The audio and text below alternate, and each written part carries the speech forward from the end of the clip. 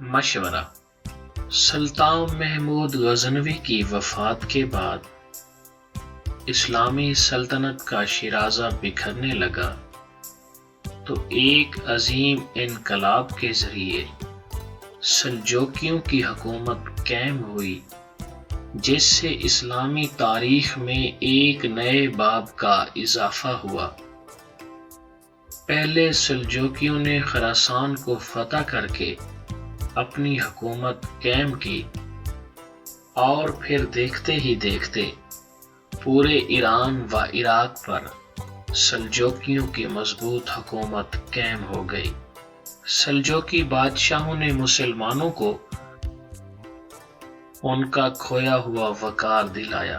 ان سلجوکی حکمرانوں میں طغرل بیگ، الب ارسلان، سلطان سنجر اور ملک شاہ سلجوکی کے نام قابل ذکر ہیں۔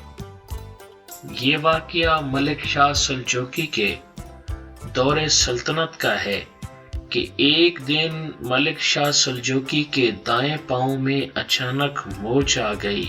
وہ تکلیف کی شدت سے بہت پریشان تھا اور اس تکلیف کی وجہ سے حکومتی امور انجام دینے کے قابل نہ رہا۔ دربار کے تمام امیر اور وزیر حکومت کے کام رک جانے اور بادشاہ کے پاؤں کی تکلیف کی وجہ سے پریشان تھے۔ ایک وزیر کے کہنے پر سلطان ملک شاہ سلجوکی نے اپنے ایک خاص اور ماہر حکیم عمر خیام کو ایک خط لکھوایا کہ میرے پاؤں میں موچ آ گئی ہے اور میں سخت تکلیف میں ہوں، جس کی وجہ سے سلطنت کے تمام امور رک گئے ہیں، اس لیے تم فوراً دربار میں حاضر ہو جاؤ۔ عمر خیام، جو نہ صرف ایک حکیم تھا بلکہ مشہور منجم، ریاضی دان اور بلند پایہ شاعر بھی تھا، اس وقت ریاضی کے کچھ پیچیدہ مسئلے میں الجھا ہوا تھا۔ وہ فوراً دربار میں ملک شاہ سلجوکی کے علاج کی غرض سے نہیں جا سکتا تھا۔